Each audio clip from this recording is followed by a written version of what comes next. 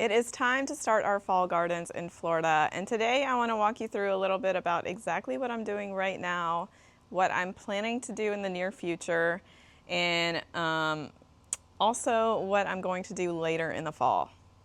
And the first thing I want to talk about is our big warm season crops like tomatoes, eggplants, and peppers that need to be seed started and then transplanted into the garden. These are my tomato starts. I think I have about 16 of them. And I want to share my plan about the tomatoes because I'm really focusing this fall on tomato production.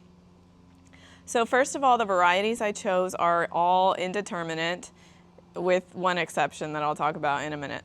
And I chose that on purpose because of the trellis system that I'm going to build here shortly. So I think that the trellis system that I'm building is going to be it's normally called like a string trellis. And it's going to be an EMT conduit metal frame that I'll build over my long 2-foot by 21-foot long raised bed. And so it's going to have several vertical supports. I think because of the 21-foot length, I'm going to need like 4 or 5 vertical supports. And then across the top, I'm going to use EMT conduit as well. EMT conduit, if you're unfamiliar, is just like a metal pole. And they make these little connections, these little couplers and stuff that help you put it together into whatever shape you might want. So I think that is going to be a really nice and sturdy setup for a trellis. And then from the crossbar on the top, I'm going to be hanging some strings. And those strings are going to be what supports the indeterminate tomatoes. But see, indeterminate tomatoes are the type that grows in a vine-like growing habit, and they also always grow these suckers. And so if you choose not to prune an indeterminate tomato, it'll have this main stem in the center, and then it'll have all of these runners growing off to the side, and it pretty much goes into what feels like infinity in all these different directions. But when I put it on that type of a trellis on the string, I'm purposely going to prune it to be a single leader the whole way. So I'll be pruning off the suckers the whole season long. And in a 21-foot long raised bed, I think I'm going to plan for about 14 tomato plants to give them enough space in between. And the mistake that I made with one of the varieties I bought was I bought a Celebrity Plus variety, which sounds great. It's going to be highly productive. It's going to be a high yielder, disease resistant and all of the good things. But I guess I was looking at too many things at the time of purchasing and didn't see the determinate sentence on there. So this is actually a determinate variety, which I'm still going to grow, but I'm not going to put it on that same trellis. So what I'm going to do is probably get some other tomato trellises. If you guys actually have one that you want me to try, let me know in the comments below. I would like to try a different type of trellis to support these 4 Celebrity Plus determinate tomatoes. And these are going to grow more like a bush-like habit. They'll have like one big production flush, and then they might kind of have some that grow a little bit more after that. But primarily a determinate type tomato is going to really produce like one time and be done. Whereas an indeterminate tomato will keep growing all season long. And so I still wanted a determinate slicer. And so what I did was I just ordered from Johnny's Seeds, Big Beef Plus is the variety. It's supposed to be another high yielder, and I'll start those seeds whenever I get the seeds in the mail. I think they come on Monday next week. So if you have not started your tomato seeds yet, don't worry, you're not late. This is only 2 weeks of growth. Really, today's July 30th, Thursday. And I started these on my YouTube live that I think I did 2 weeks ago. I grew them, I put them on a heat mat to help with the germination. The heat mat, the warm soil is going to help them germinate just a few days quicker. So if you feel like you're trying to play catch up and start some tomato seeds, I would put them on a heat mat, at least for germination, and then you can take it off. So it might seem like a little bit early to put our tomato starts in the ground when it's still so hot. But the thing is, we have to try to balance getting them in early enough to have the production before we drop sunlight hours in December. Once we get into like late December or even late November into early December, that's when we start seeing the growth of all plants slow down, and that's because our sunlight hours drop down to almost their lowest point right at the like December 21st. So what we want to do, that's going to prevent your tomatoes from ripening very well. And then shortly after that, if you're in a frost-prone area in Florida, that's when you have to start worrying about frost. These are going to be frost sensitive, so if we get a frost early part of 2027, I'll have to either protect them or let them die off.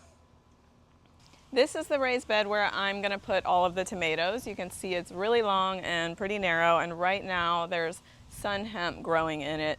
And the Sunn hemp has been going since like early July, so it's been going for about a month now.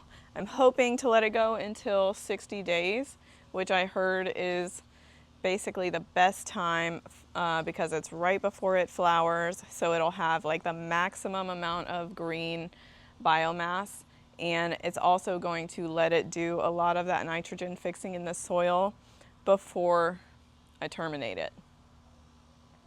The way I plan to terminate it is just taking like, I have some Fiskars hedge shears.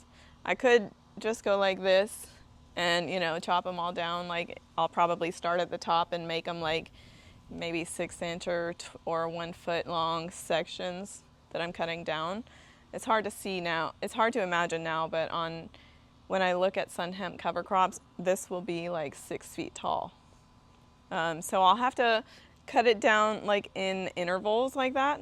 But I might also do an electric hedge trimmer. Or, I could do a string trimmer, but that seems like super dangerous to lift it up like that.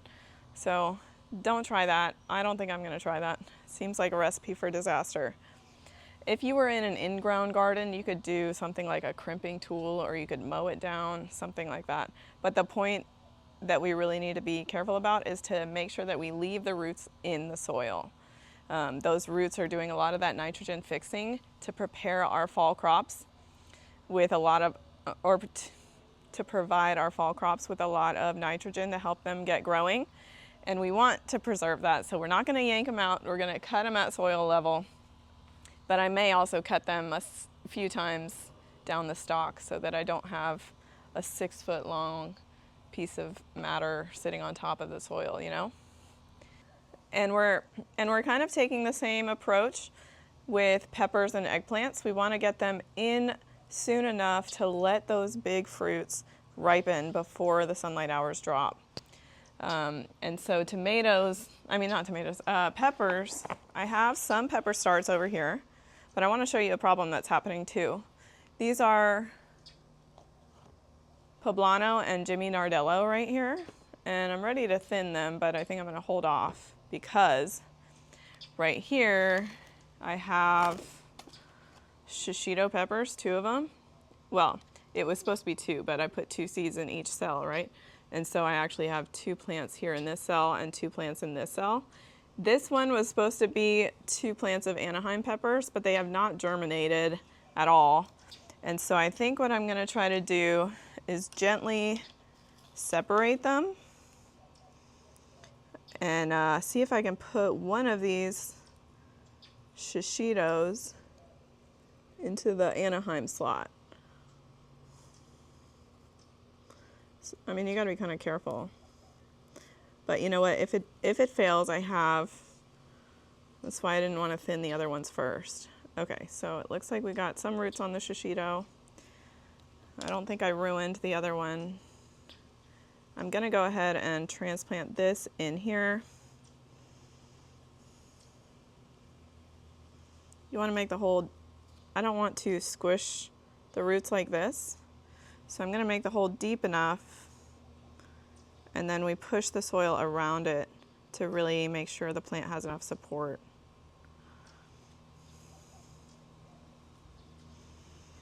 Now, this will just, prevent me from having to start the whole process over from seed.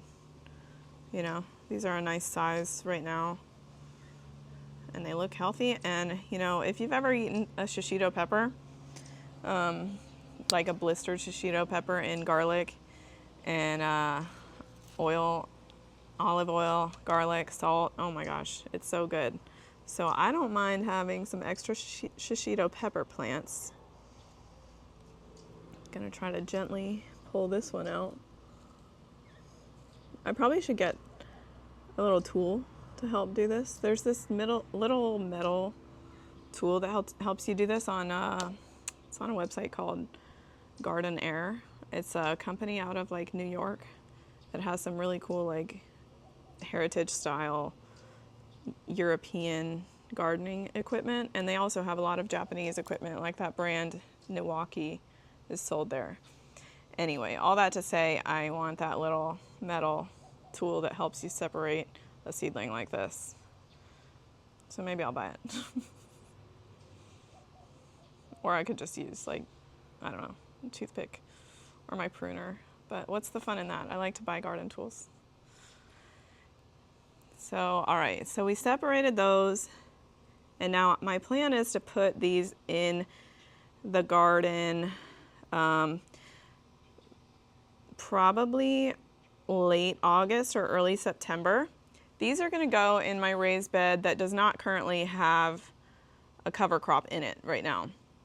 So I don't have to wait for the termination of the cover crop. I don't have to wait for the soil to be ready because it's a brand new raised bed where I'm going to put them. The only thing I need to do is finish installing the drip irrigation. So I'll show you that in just a moment. Here's the other side of the garden, and you can see on the back I also have another really long raised bed over there along the fence, and that's growing with Sunn hemp as well. But these two are brand new. I haven't finished setting up the irrigation on the top of that one. The irrigation's routed to it, that's why you might see that small valve sticking up. But I haven't put the drip irrigation on top. I'm going to be using the Vega Garden irrigation kit. And right here is another new one. So I have basil growing in it right now and some pentas that really aren't doing that well, but the basil's doing great. And anyway, the soil's ready to use here, so I think I'm going to go ahead and put my pepper plants in these two. And I just need to figure out how to support them. I think I'm going to go with the square or rectangular trellis that I've shown before. It's a Vigoro brand. I bought it from Home Depot. But it seems to do a pretty good job at supporting the pepper plants. I have noticed maybe I like to have a little bit of support in the center as well, so maybe a bamboo stake too. And these arch trellises, my goal is to fill them with cucumbers. And so cucumbers, I think I'm going to wait until September to put them in. And I'll do 2 different rounds of cucumbers. So because of the Sunn hemp and trying to wait for the soil to be ready, I think on this side, I'll do 3 cucumber plants per trellis. So 3, 6, 9. On this side, I'll plant probably the first week of September. And on the other side of the arch trellis, after I have let the Sunn hemp break down on top of the soil for a couple weeks, probably the 3rd week of September, also seeds for like 9 more cucumber plants on that side. I realize that I just absolutely love homemade pickles, and I think with the holidays coming up shortly after I'll be harvesting those pickles, it'll be really fun to hand out some homemade pickles as gifts. So I think we've got to, when it comes to planting your garden, it really helps to think through the big plants and the big arches or the big trellises that you have going on. So for me, that's the arch trellises. That's the big string trellis with the tomatoes. And I may put in a TP trellis again and do some more yard-long beans somewhere as well. Or I might use the back side of the fence, which has a cattle panel zip tied to it. I might put some squash back there.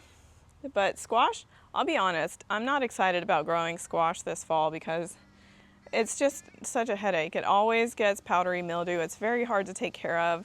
The plants just look bad most of the time, and it's not something that I really get excited about. And I think part of gardening is, like, I want you guys and I want myself to enjoy the garden. So if there's a plant that's just giving you more trouble than it's worth, it's okay to say no and not grow that, especially if you're just talking about for a season, you know? And I want to share with you where I'm going to put some direct sow crops and how I'm going to deal with planting them out, and how I'm going to deal with like succession sowing or planting more than one round of them. So I used to have a garden tower here, and I just realized I like a GreenStalk much better than a garden tower. I just think it's so much easier to use. It's easier to transplant plugs in there. It's easier to deal with the soil and everything. So I've decided to sell the garden tower. Don't worry, it went to a really good home. And here is one of my GreenStalk leaves. This is, I did reduce it down to 6 tiers because I think 7 is just too tall and it feels a little unstable when it's at 7. But this is where I'm going to plant 2 things this fall. My first attempt is going to be bush beans. And I think, you know what, let me get the seeds and I'll just do that right now. Okay, so I've got contender bush beans, and I've also got the seed houses for the GreenStalk leaf. This is going to help protect those seedlings from the elements, whether that's like wind and rain or if it's a squirrel. For me, it's always the squirrels, or maybe it's the rats or the raccoons or the birds. Something is always eating my bean starts as soon as they pop up. So it's hard to protect them. So I'm just gonna put like 1 in each pocket, about 1 inch deep, cover it up, and put the seed house on top to protect it. And it's perfect. Good luck, squirrels. Good luck. And I think, so these will be ready in 50 days, which is, sorry, it's super humid. I should have put my hair up. You know, it's about to thunderstorm, or so the weather says. So these are going to be ready in 50 days. I'll have a little while to harvest them before we are ready for strawberries in the fall. And speaking of strawberries, you guys, I don't know if you guys have been noticing my lack of posting short form content lately, but it's because I've been writing a strawberry book, and it's going to teach us all exactly how to grow strawberries in a home garden for a Florida home gardener, specifically for a Florida home gardener. And I am so close to finishing it and so close to ordering a proof, and then I'll get the orders in. So I think my goal is to be able to share it with you guys. I'll have both an ebook option and a physical book option by the end of August, no later than the end of August. So that's why I haven't been doing that much short form content. Short form content takes a lot of time, and I've just been focusing on making that book.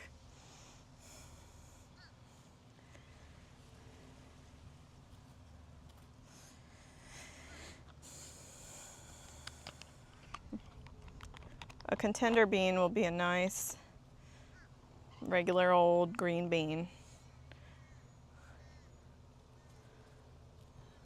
Beans are warm weather plants. That's why they go in the earlier part of the fall.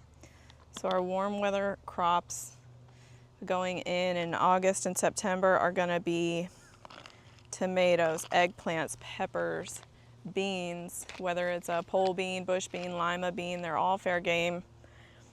And basil. Basil is a nice warm weather herb that you should be planting sooner rather than later.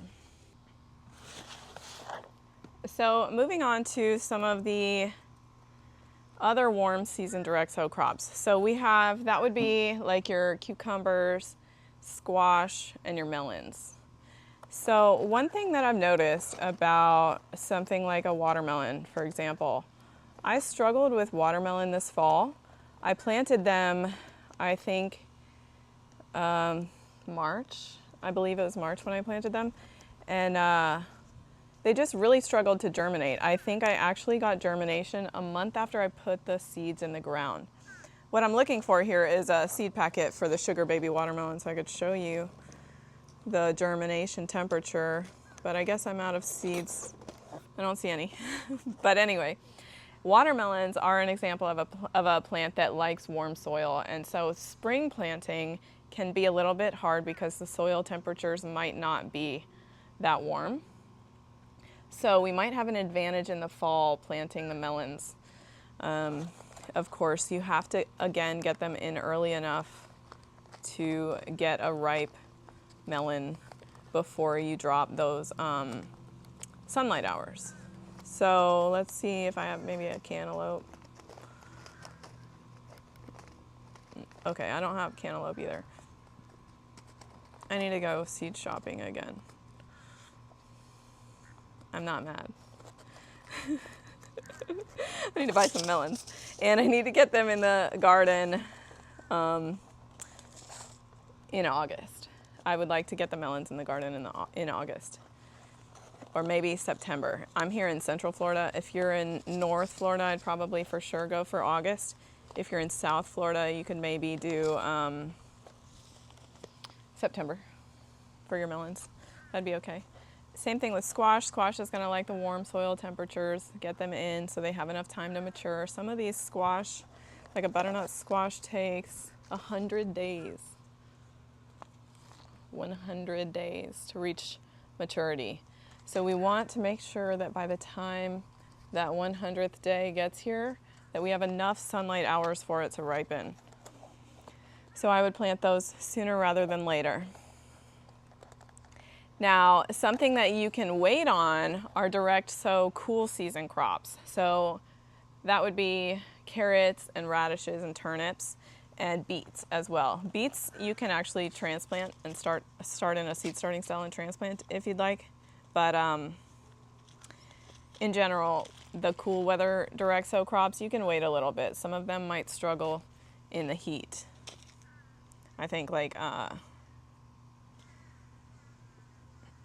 carrots have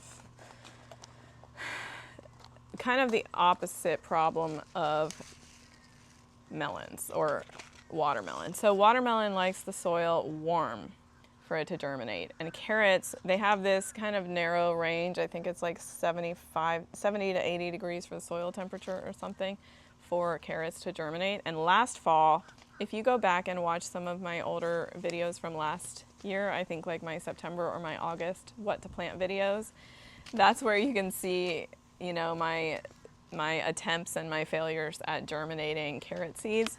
And I finally found success when I did the cornstarch slurry method. It's pretty cool, actually. You warm up water. It's like 1 cup of water per 1 or 2 tablespoons of cornstarch. You warm it up on the stove, but well, you warm up the water, then you turn the heat off, then you mix in the cornstarch, and you wait like an hour or 2 for the mixture to firm up into like a gel, you know, texture. I'm losing my words. A gel texture. You know what I mean. Wait until it turns to gel, and then you mix in the carrot seeds, and then you can put them in a piping bag or in a Ziploc bag with the corner cut off, and you pipe it into your soil, and that's going to help keep that moist seal around the carrots and help them stay moist for germination. Carrots are temperamental about the temperature of the soil, and they're also temperamental about how much moisture there is. You can't have soil that's drying out and then getting wet again, drying out, wet again, which can be a big challenge in these hot weather months for Florida. Our top layer of soil gets dried out so quick with this blazing hot sun. So try the cornstarch slurry method. You can plant carrots in as early as August or September if you can get them to germinate.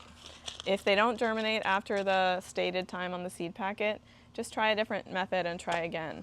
Another method would be like putting the seeds in the soil, and then a lot of people, they'll actually cover up that portion of soil with like a scrap piece of 2x4 just to prevent that top layer from drying out. They're trying to keep that moisture, and that's when you'll get germination, and then you remove that 2x4 after germination so that it'll start getting sunlight.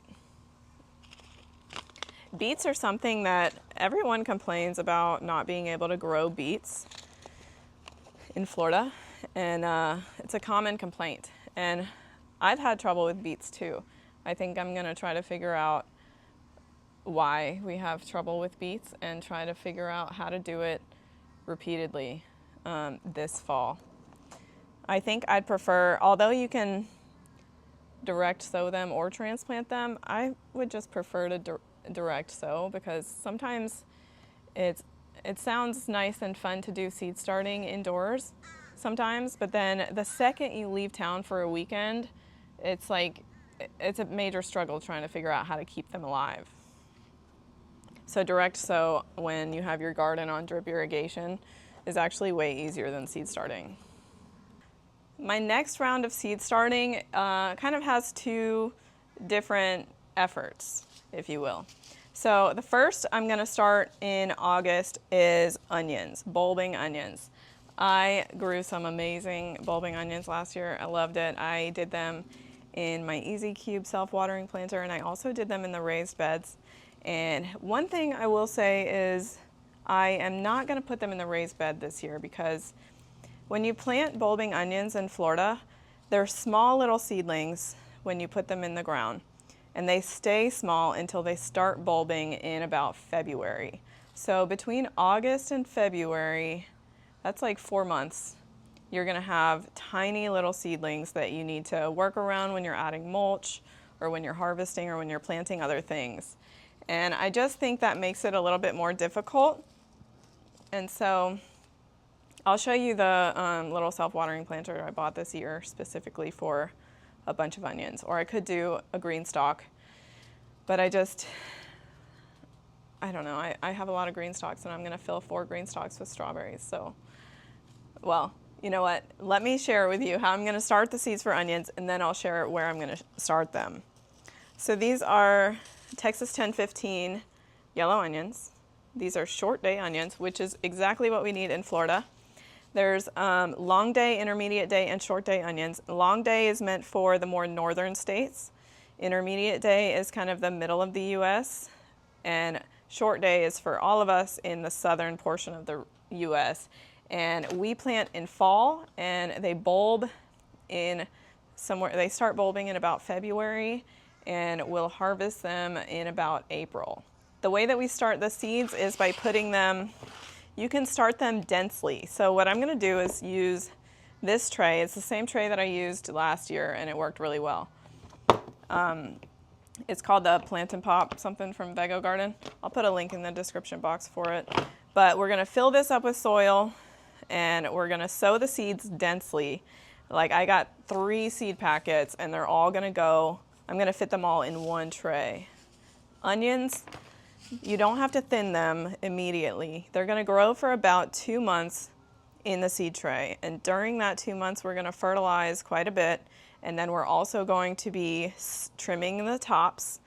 It's an optional step, but I trim the tops to make sure, I don't want the green stem of the onions to be flopping over all the time. I want them to be strong and stout by the time I put them in the garden. And what's unique about onions is that when it comes time to pop them out of the tray, you can, as long as the soil's a little bit dry, you can pretty gently and easily tease them apart. And that's when you separate them. You don't have to separate them when they're in a tray. So even if you don't have a 72 cell tray like this, it doesn't have to be a 72 cell tray or anything. It could literally be just a 10 by 20 tray that's, you know, like one of the high sides. It wouldn't be, this wouldn't work because it's too thin. But if you had one that's like, you know, 1.5 inches deep, that would be great. And you just separate at the time of transplant. So these are little self-watering planters. I actually got them from Sam's Club. They're pretty cheap, actually. I don't think they're going to hold up, but if you're looking for something that maybe will last like a year, it's probably a good option. I think it's only like $75 right now. It's a Keter brand, Keter. Right now I've got okra growing in it, but this is where I'm planning to put a lot of my onions this year, and also the one next to it. I can plant them. This will actually hold a lot. If you plant an onion like 6 inches apart from the other onion, you can fit a lot in this space. And I tried growing them in a self-watering container last year in my Vego Garden Easy Cube, and it worked really well. So I'm excited to try that again. And you can see I've got some of my tiers to my GreenStalk down there. That's because I have only 2 GreenStalks are out right now, but I need to put 2 more out for strawberries in October. We're going to plant 150 strawberries, all of them in a GreenStalk leaf in October. And if you look back there, we've got 4 tiers of a GreenStalk leaf growing, both turmeric and ginger, and it's going really well. And the second thing we're going to do after onion seed starting, we're going to do brassica seed starting. Brassicas are, it's going to be your broccoli, cabbage, kale, cauliflower, Brussels sprouts if you'd like. Those, I'm going to hold off on starting those until probably mid-August. And I'll have a target planting date of early October. But some of those are in early October. I'm here in Melbourne in Central Florida, and it's still really hot. Like on Halloween, we're wearing shorts and short sleeves, and we're still sweating when we're trick-or-treating, right? So it's okay to fudge that, or it's also okay to look for heat-tolerant varieties. And for a heat-tolerant variety, for example, when you're looking at like cabbage as a category of plants, you have Copenhagen Market, which is the traditional green round head of cabbage, and then you also have red acre cabbage. Red acre cabbage is known to be resistant to bolting, and that's what you want to look for, either something that says resistant to bolting or heat tolerant. If you put in like a Copenhagen Market too early in the garden and it's still hot, well, it just might bolt, or it but some of that you've got to like kind of guess, right? If we're starting seeds in mid-August or late August and we're trying to transplant them out in early October, we're going to be watching the weather and trying to wait until it's like no longer in the 90s, you know?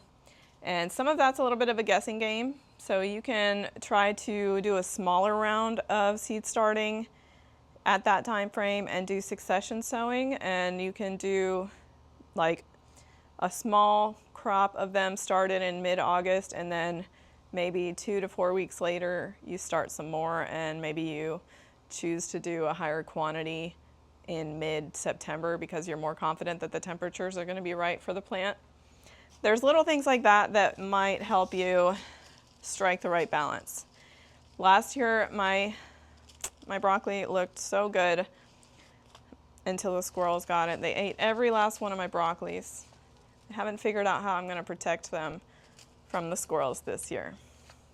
So I think we talked about the tomatoes, peppers, eggplants, the trellis plants, the direct sow crops, and I showed you around a little bit. So I think that's it for the video today. I'd love to know, I'm trying to do a little bit of a different video style, if you haven't noticed. I feel like longer, long-form videos that are more casual, a little bit more talky and less scripted is a good thing right now, I think, in the age of AI and in the way that people want to watch YouTube long form. I think they want to watch on their TV and kind of maybe feel like they're planting with me or gardening with me and hanging out with me versus like something that's more scripted and presentation like. So that's kind of the angle that I'm going with some of my videos coming up. And if you guys have ideas about what videos you'd like to see or what things you'd like to see me do, for example, I will share building the tomato trellis. I will share all of the Sunn hemp cover crop stuff, terminating it, and then we'll be planting everything out together. So I think that if you need to do anything to prep for the next upcoming months, what you need to do is make sure you've got your seeds. Buy your seeds now if you don't have your seeds yet. If you're thinking of starting something from seeds like onions or other brassicas or anything like that, make sure you've got your seed starting supplies. And yeah, I think that's it. I'll see you guys next time. Thanks for watching.